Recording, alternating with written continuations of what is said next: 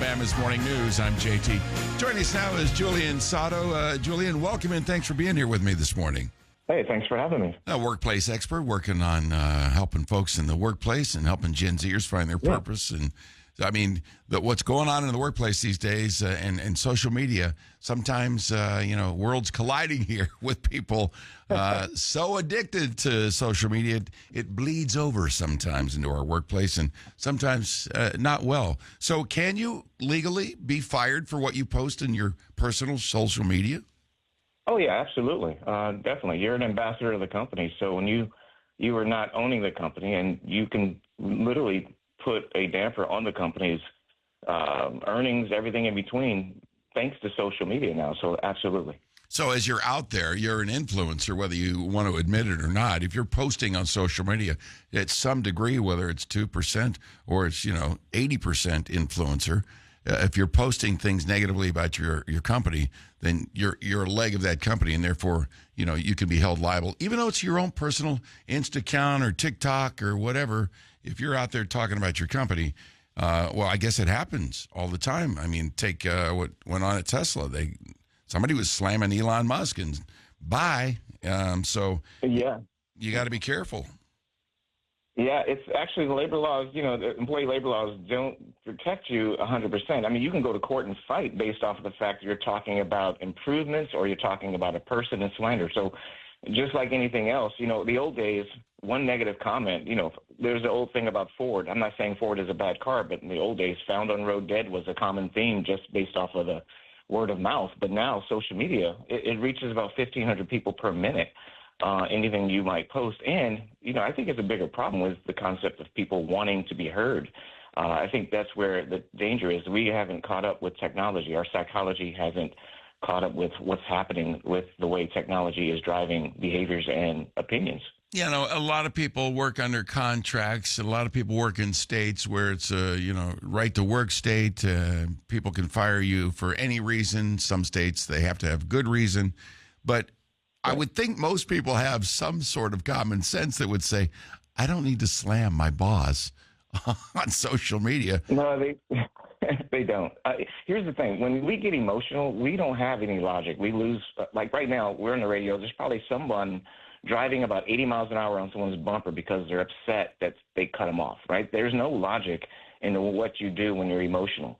So companies really should understand the importance of having like a employee shaman, if you will, someone who can balance out that emotion, someone that other people can talk to get a clearer picture before they run and just throw out their feelings. HR is not that person anymore. They're more like the Roman guard to the employee. They're not really there to help them. They're there to protect the company. So that's the whole thing that's happened now. The world has shifted, and companies need to understand that the emotions are really is currency now. Well, let's talk about some of the do's and don'ts on social media. It's so prevalent in everybody's life these days. Everybody's on social media. And depending on where you work, like when we work here as, iHeart employees and announcers, they encourage us to be very active on social media because we are on the air, we are on the public figure, and you see it on all platforms that a lot of people in media use that social media platform as an extension to the airwaves that they're on, whether it's television or radio. So we're encouraged here, but I would think one of the biggest don'ts, don't slam your own company. Right. You would think. I don't think people see it as slamming their own company. They're sharing their opinion. And you think about it, when we started tweeting, I think in 2009, Facebook added the like button and Twitter added that retweet button where your feelings is what drove the narrative and drove business. So marketing became how I feel about and consumers feeling about the product, not the product telling you what it is. So I think we've shifted to my opinion matters. They feel I'm the shaman of the village. We only see the ability of what we feel in front of us, and so we think everyone's listening to us on social media. So yeah, I think it's a big thing to think about, and I think companies need to embrace that. They should have a conversation with their employees about when they feel something and they disagree or they have an emotion about a certain thing that drives that behavior. What's the outlet? What should they do first? And where's the safe space to have that conversation? Right. That's a really important thing that all companies should do.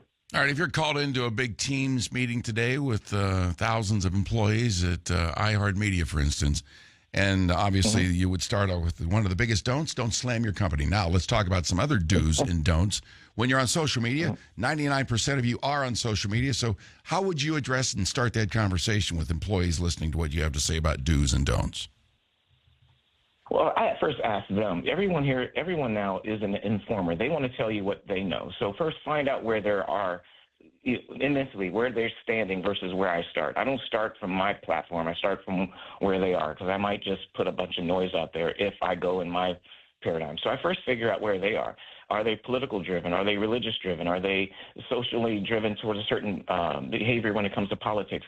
Those kind of things are always going to create a ruckus. If I put a stick in front of you and I say, this is a stick, someone's going to say, no, it's a branch. So they're going to be, people are argumentative by nature. So I use the commonality of how we operate first, so people can get a bigger picture on how we should respond to ourselves before we just get it out there in the public. So that's where I start. First, get the paradigm fixed. First, let's talk about the foundation, and then let's talk about what do you think the outcome would be if you did X, Y, Z, so they can kind of see behaviors and the outcomes from those behaviors. That's the ultimate goal, is to get people to self-reflect and to be self-discovering, and also be reliant on their own choices properly without trying to control it. The rebuttal, it seems these days, you look at college campuses where all the protesting is going on, all the anti-Semitism going on. The first thing people scream is when they come into an attack, free speech, man, First Amendment, back off. Well, free speech is one thing, but in the workplace, free speech, sure, you've got it. We also have the free right to fire you. So your thoughts on free speech when people throw that at you? I think it's misguided. I think it's just like when they say, millionaires don't pay their fair share in taxes. It's just understanding the true laws behind things, understanding the meat of it, instead of using it as a rebuttal, understanding what they're saying. So I don't agree with that. If you work for a company, you're basically saying, I'm an ambassador of this company. I represent the company. So if I have something wrong, it's like if I live on a ship and I'm mad at the cook and I say they are terrible at making food. Well, first I need to figure out, do they have a problem with getting fish, or is there a shortage in that part of the company before I start slandering that part of the company? My responsibility is to understand versus just react. So I totally disagree with that. I think if you have a problem with the company, first address it properly, and then make a choice that does not create more problems for yourself in the future. Yeah, good advice. Julian Sado, thank you, buddy. I appreciate it.